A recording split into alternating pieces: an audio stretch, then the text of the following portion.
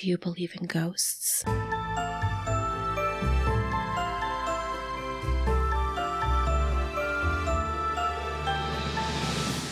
Welcome back to Paranormal Experience. I'm Melissa. I'm Mandy. And I'm Kelly. We're recording remote today because Kelly is with us from Florida. So if you hear any sound hiccups, we apologize in advance. Today, we're going to tell you guys all about the history of the Ouija board. I want to put a trigger warning on this episode as it does depict some true crime scenarios. Do you guys remember like 3 or 4 episodes ago when I mentioned the Ouija board and I didn't know the history of it? You thought it was just a toy. Yeah. And then that's why you didn't believe it. Yeah. Yeah. And that's why we're doing this episode today, so I can learn all about the Ouija board. So before the Ouija board, there was the talking board. Ouija's really a brand that has just kind of taken over and become a name. The talking board has no specific origin.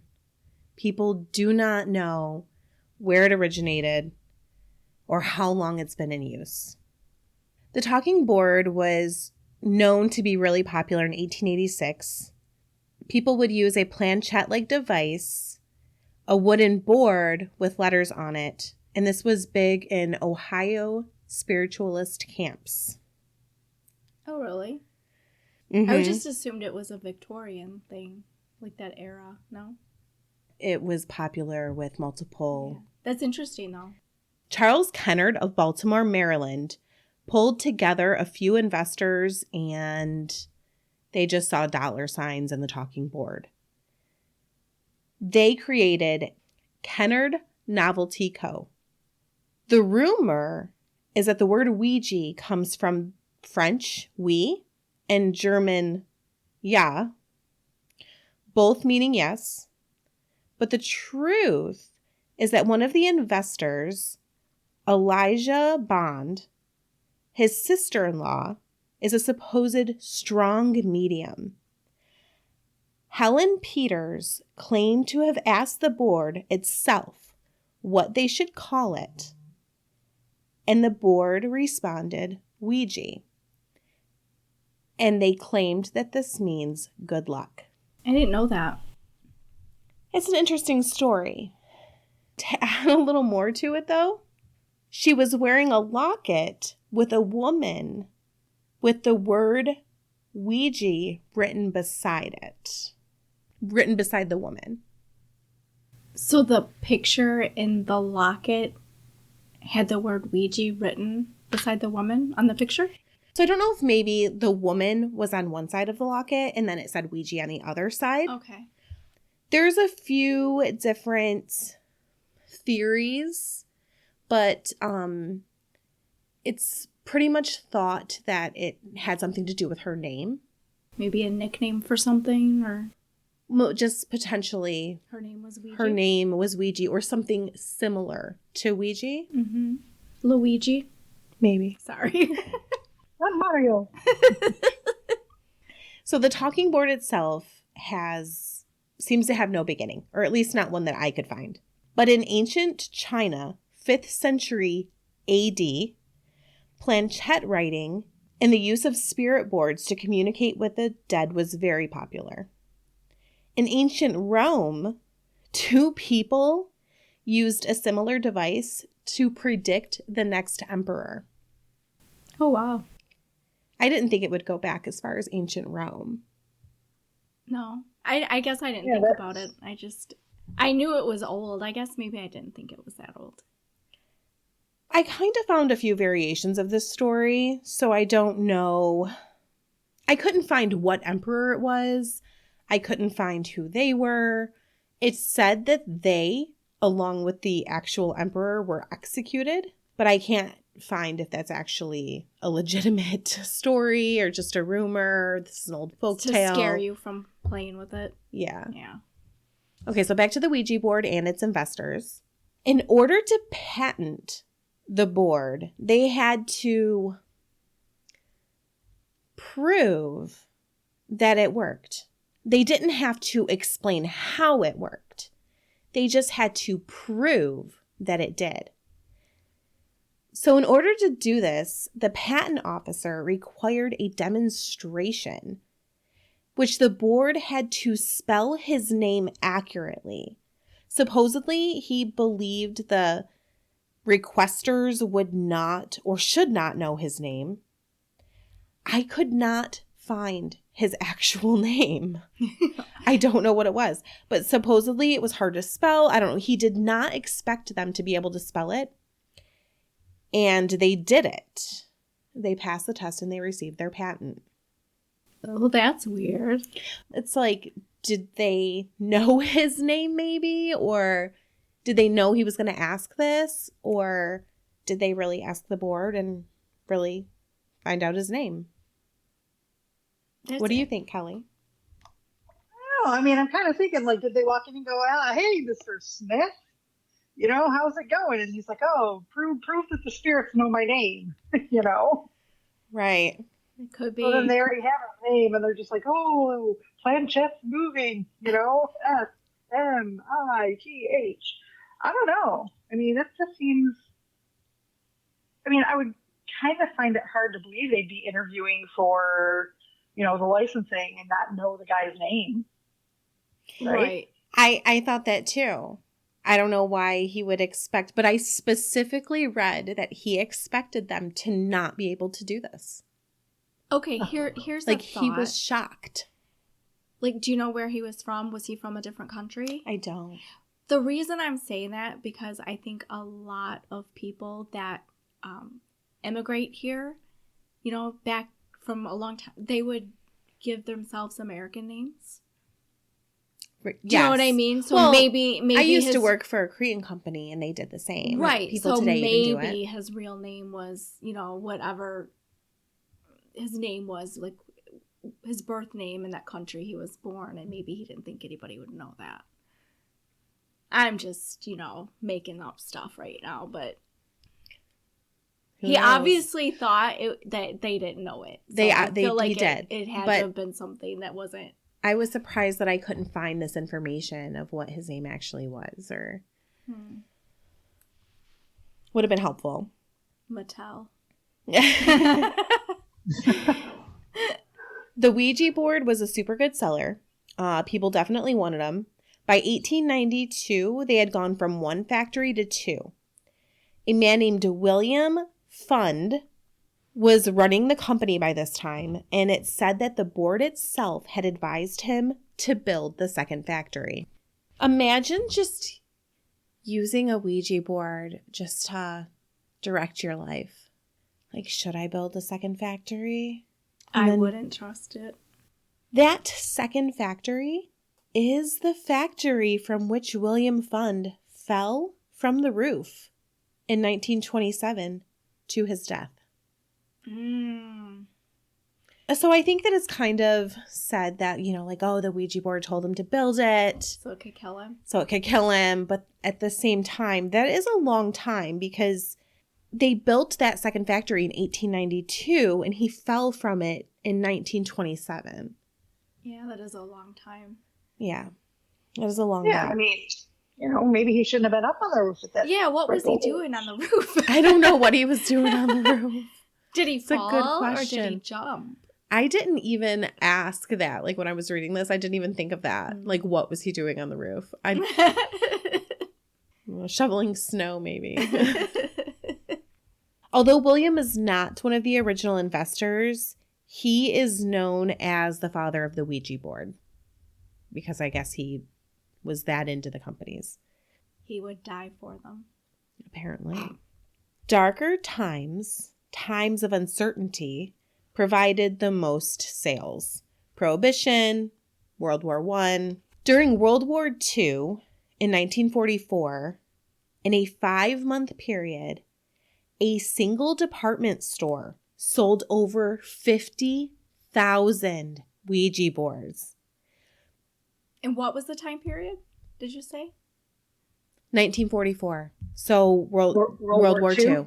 50,000 from one single department store. People either wanted spiritual advice or messages from loved ones they had lost. Fun fact, in 1920, Norman Rockwell painted a man and a woman with a Ouija board between them, and it was shown on the cover of the Saturday Evening Post. Oh, wow. And I have the shirt that has that on it. Do you do? really? I do. Oh, that's so cool. You should be wearing it now. I should be, but, back in Michigan. It was in 1967 that Parker Brothers bought the rights to the game, and the next year, 2 million boards were sold. It beat Monopoly in sales. It was a year that was heavy in death because of the Vietnam War. So here's just some, I'm going to call them fun facts, but they're dark facts. This is where this Ouija board episode starts bordering on true crime. Okay. Okay. I'm intrigued. Not this first one, Okay. but the true crime part will come. Okay. This first one's just a little bit sad. In 1862, First Lady Mary Todd Lincoln conducted seances after her son passed away from a fever. I just thought that was a fun fact. I mean, it's not fun. If my son passed away from a fever, I would do that too in my grief, and it would be horrible, poor her, but... Well, and just to add on to your fun fact, she became very spiritual in that way because she lost her son, and then she lost her husband. Yeah. And yeah, it's so sad. Yeah, she really dabbled into all of that to try to communicate with them. So tragic. Can't even imagine. In 1941, a 23-year-old gas station attendant joined the Army on the advice he received from the Ouija board. In 1956, Helen Dow Peck left $1,000 to her 2 servants upon her death, but she left $178,000 to John Gale Forbes, who was a spirit she was speaking to using the Ouija board. The courts did not uphold it. I thought you were going to say, like, he was like, the Forbes, the rich people magazine. I thought you were going to say it had something to do with that. I'm like, oh my God. Yeah, I don't know if it had anything to do with that, but I mean, how can you give a spirit money? I don't know. So in 1910, Pearl Curran wrote poems and stories that had been dictated to her through Ouija by Patience Worth, a creatively talented spirit. I've heard of that name. I've heard of it too. I didn't look it up separately. I don't recall, but I have heard of it. Emily Grant Hutchings, a friend of Pearl, wrote a book, I don't know if I'm saying this right, Jap Heron, that she claims was dictated to her by Samuel Clemens, aka Mark Twain. She was sued by the estate, though, and they did stop publishing.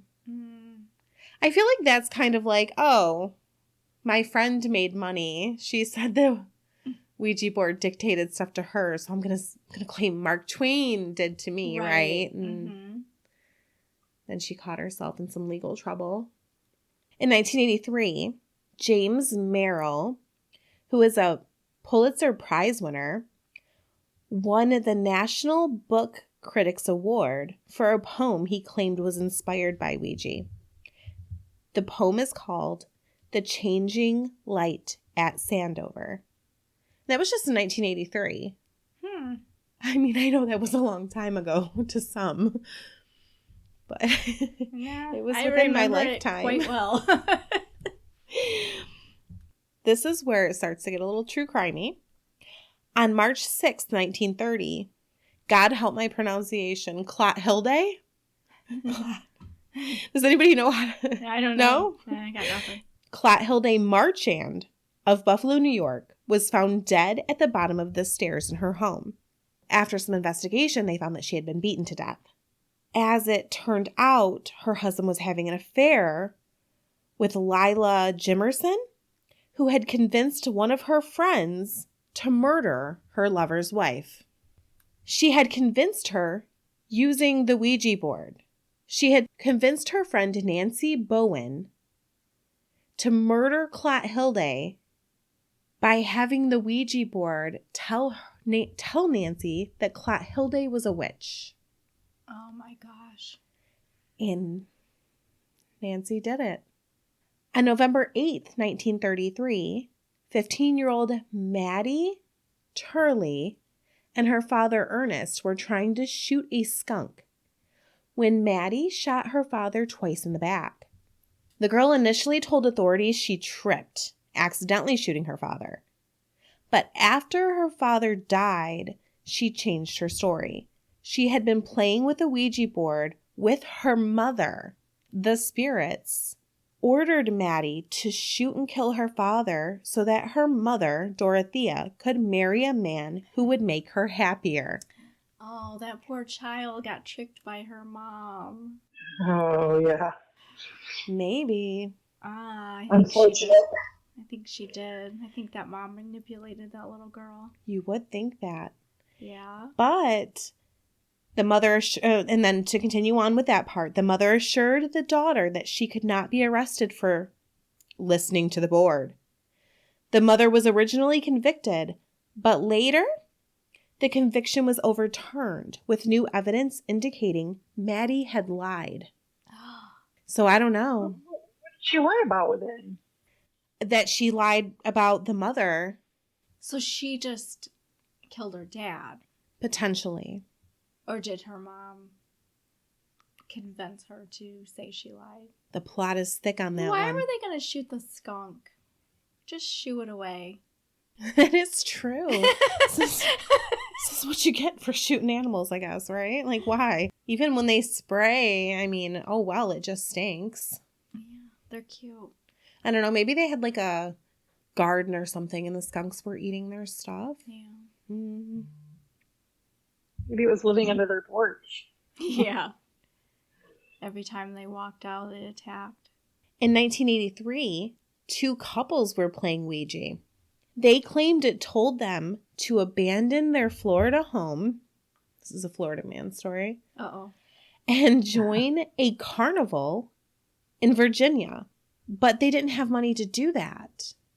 So the board told them in order to get the money, they needed to rob and murder. So they proceeded to rob and murder a 25-year-old named, I swear to God, this has the hardest names, Ngok Van Dang.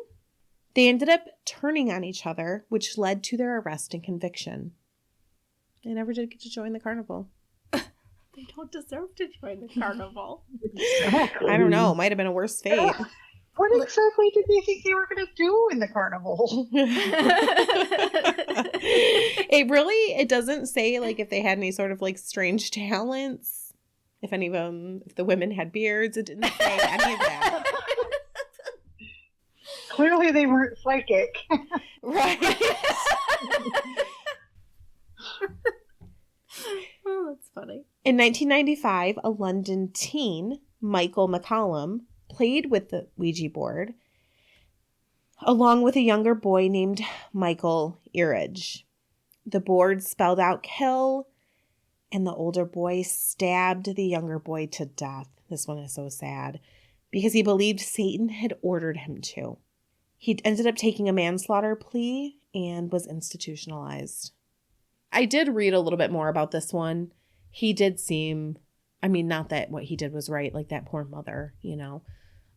He seemed actually sick, very sick. I think he was institutionalized for a long time. Okay. In 2001, Carol Sue Elvager, oh God, this one's a little bit crazy. Not that the others weren't. Was playing Ouija with her daughter Tammy. This one is a little hard to follow because I feel like it has a lot of people. The board said Tammy's husband was evil and needed to be killed. Carol, who again is Tammy's mother, grabbed a knife and stabbed Tammy's husband Brian, her son-in-law, to death, and then proceeded to go after her granddaughter. The grandmother, who has the knife in this case. The two granddaughters got into the car. Now, why? I don't know. I don't know if they were trying to go get her to the police station, if they were just trying to get away. I don't know why they got into the car, but they did. The grandmother ran the car off the road and then tried to push her granddaughter into traffic because she believed that she had inherited her father's evil. She was ruled insane and committed. I mean, these are crazy stories, right? Mm-hmm. I think they're crazy people. I mean, just looking for a reason to do what they want to do. Exactly. Right, just using the Ouija blaming board. the Ouija board. Because if it's as popular as it was, like especially in those times, this is probably, I know you're not probably done with your stories, but this has got to be a small percentage of the people who that played actually with the Ouija played board. with it, right? Because Mm-hmm. most people don't act like this.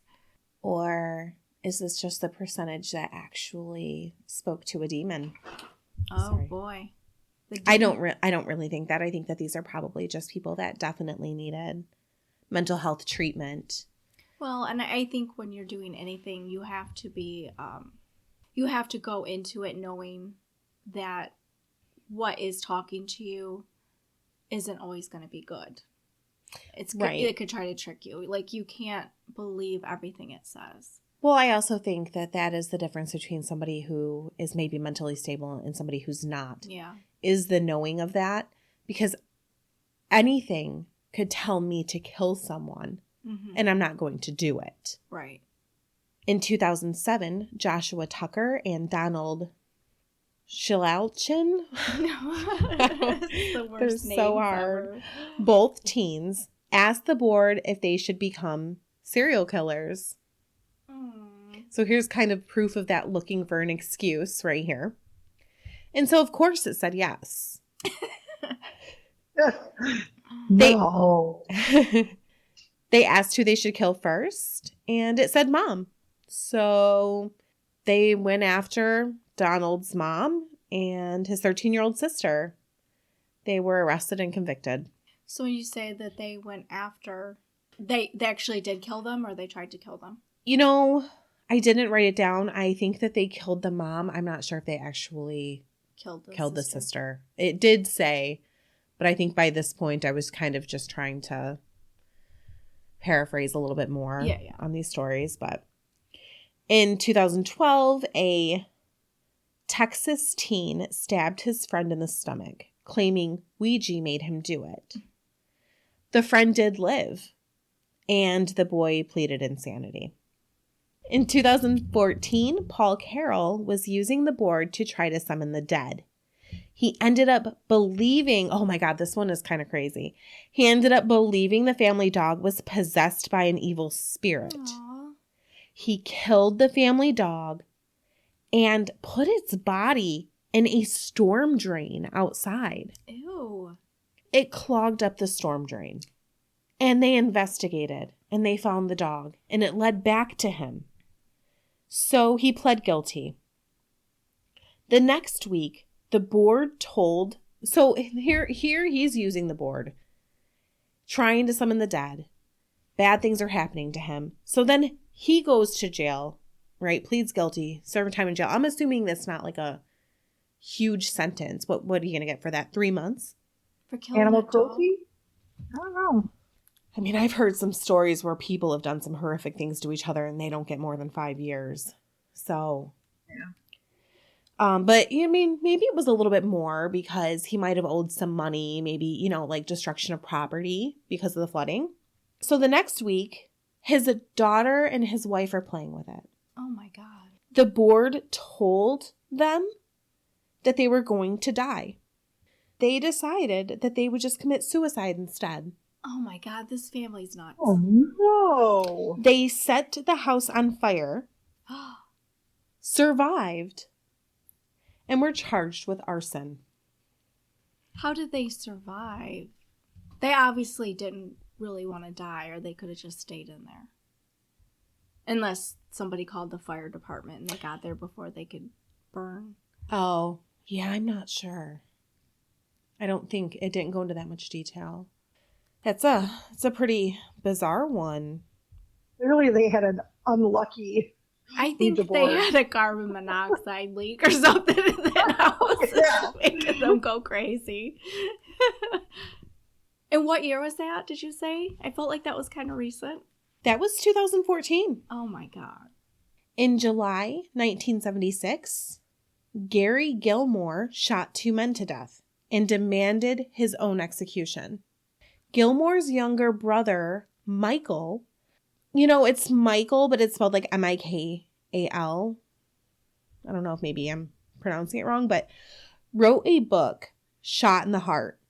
And in it, he says that their mother, Bessie, believed she had conjured a demon using the Ouija board when she was a little girl.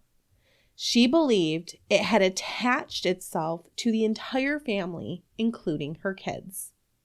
Gary Gilmore was executed, which was what he wanted, and he even requested his face remain uncovered.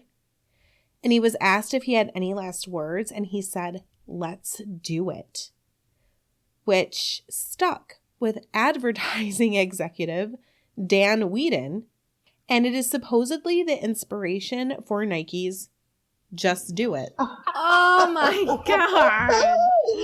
No. No, I'm never going to look at Nike the same way again.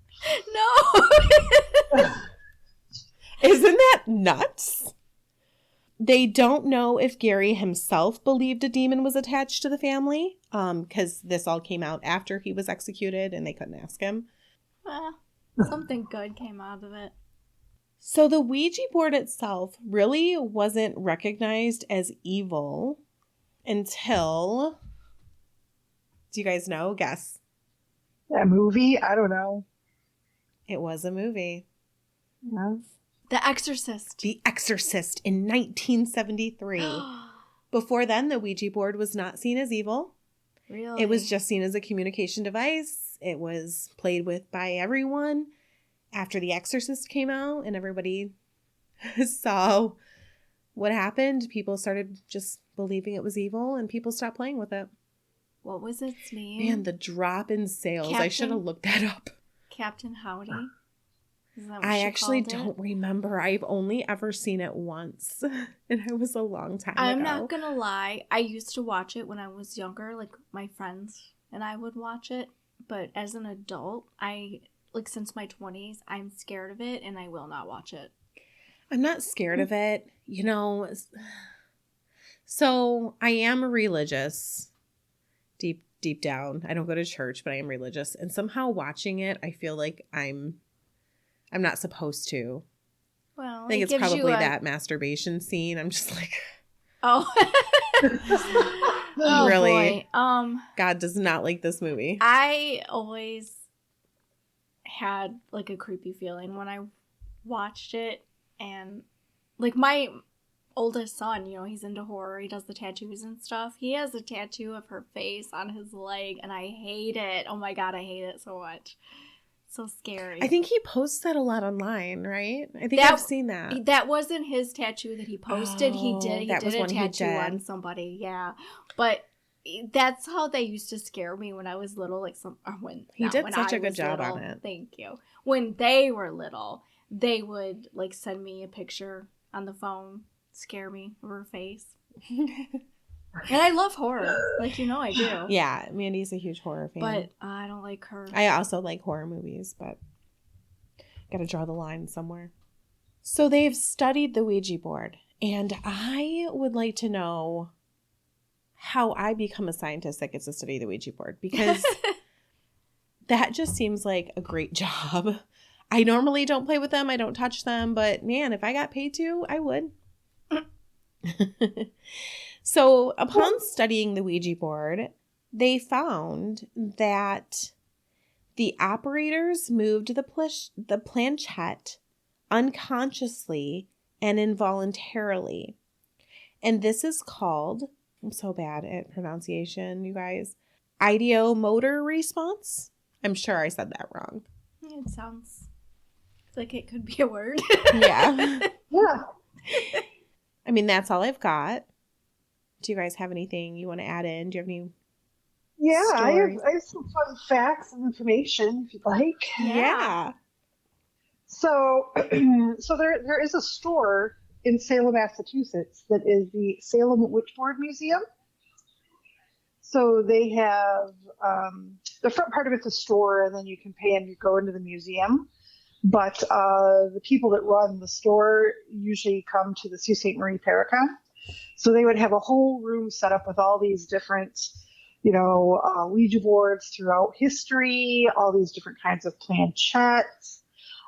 They would have stories, because basically what happens is some of the stories you were telling, people would have experiences, or something would happen with the Ouija board that they had, so they would give it to them. So they have a museum, they have some of these boards, then they have a little plaque on it that says, how they came about it or what the situation was. So that's kind of cool because, they have the history, they have the information. And one time I was there was a guy that he had an experience with the Ouija board and gave it to them. But now he worked at the store and helped with them, whatever. So that was one situation. But the same store has, and I don't know if Rick works there, but his name is Rick Schreck. And in conjunction, in Salem, they built the world's largest Ouija board. Ooh. It's so big, it takes up a football field. Oh my God. Yeah. And the planchette, 3 people have to stand in it to move it. Oh my gosh. So it's pretty cool. I have some pictures of it. I want to go. I want to go in it. I don't know if they have it set up. They just set it up to for the world record or whatever. But they brought parts of it. There's a Ouija world record. Yeah, and they brought the planchette and some pieces of it. Actually, it was called Ouijazilla or Ouijazilla. And they brought the planchette. You could stand in the planchette. They brought pieces of the board, because obviously they couldn't bring the whole board to northern Michigan. So that was kind of cool. And then one of the stories you were telling. So and I've never really used one either. I don't know why. I'll ask that question. I think my mother really beat it into my brain growing up that I would die a horrific death if I used one. And even though I know that's nonsensical. Maybe I saw movies or something in college, but so in college, living in a dorm, there was a girl that lived down the hall, and there's always that one girl always wears black, is very, whatever. Her roommates are yeah, she casts spells and does things. Right, right. Okay. Well, one Friday night or something, we're all in our rooms, and she's going room to room with a Ouija board, right? Hey, anybody want to do Ouija with me or whatever? And, some people are yeah, sure. Others nah, so they come in my room and they're oh, and I'm no, I'm good. And they're just okay, well, you don't even have to touch it, just ask a question. And again, it's the eye roll kind of thing. It's okay, whatever. And I'm I don't know. They're just let's ask something weird or, just a plain whatever. And I said, okay. I'm what's the name of the person I'm going to marry? So they're on the ground and they do the little thing and they spell out B-I-L-L.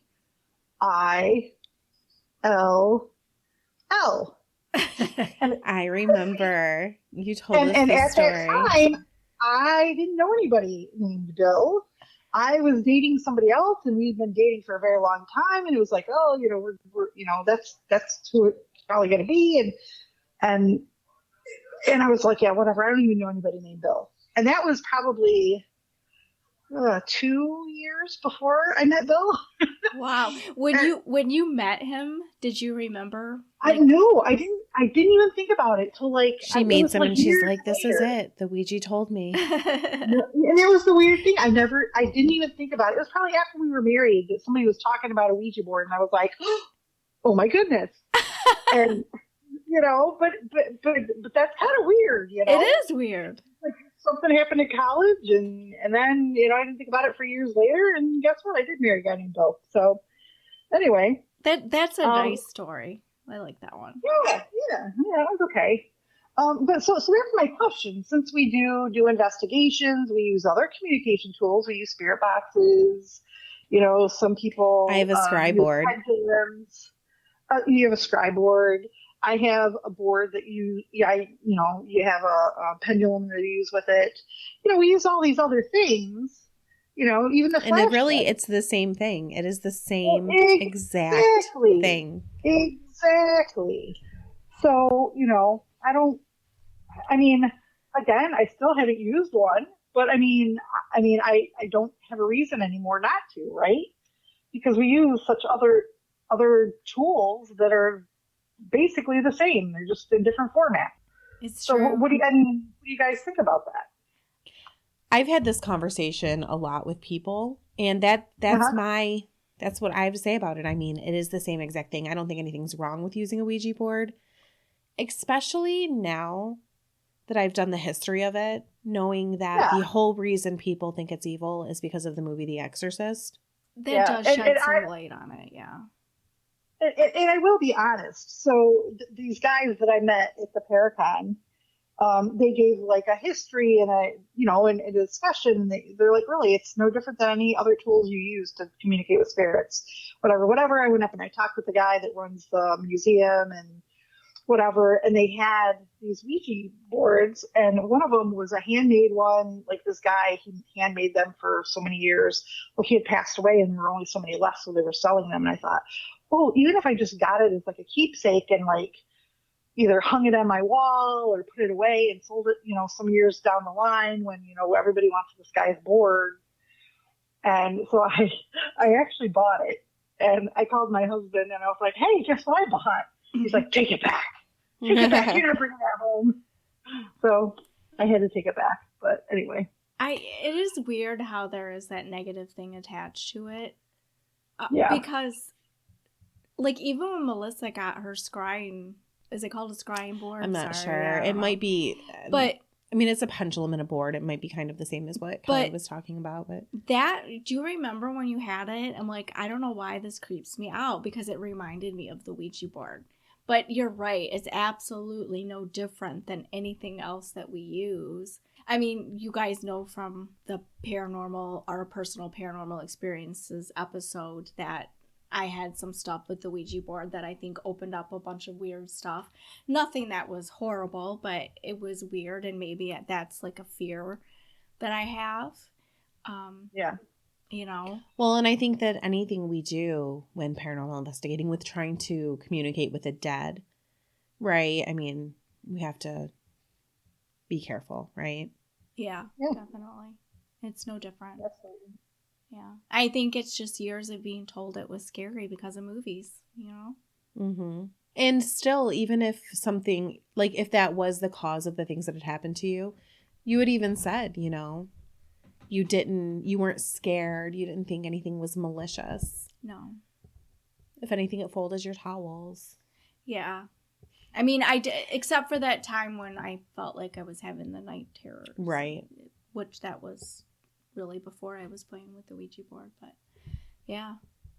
But I seen it was years ago. I was like scrolling through Facebook, and I seen like an ad for Walmart, and there was a picture of like, they were selling a rug, right? And they have like a picture of the rug in a room. And the rug was like a Ouija board. You know, that's what the rug was. And I was laughing because it was a baby's room. Like there was a crib and like the little changing table, and it's all sitting with the Ouija board rug in the room. And I was like, who would get that for their baby? I mean, now maybe it's not so bad, but I think it's still right? a little weird. It is a little weird. Like you could, when the baby learns to crawl, you just stick him on the rug and he just crawls. See which letter he goes to. See what he spells out. It's weird, right? It like is. I don't know. I took it as like, I guess I was still thinking of it as an evil thing, but I still don't think it's right to put that in a baby's bedroom. Have you ever seen that meme? It's like somebody's house and they have wood floors, but they have like a Ouija board, you know, like burned into the wood floor. No. And then it's like, oh, you know, what spirits is the Roomba gonna talk to today? Or oh my God, that's funny. funny. Melissa has a Roomba. I have do like too. 5 of them in this house. Oh my gosh. None of them are on their charger. See, look at that one. Look at that one just sitting rogue against the wall. It's been there for like a week. Stuck. If you peel back the carpet, there's letters under there. Well, that's all we have for you on our History of the Ouija board episode. Thanks for listening. Bye. Bye. Bye.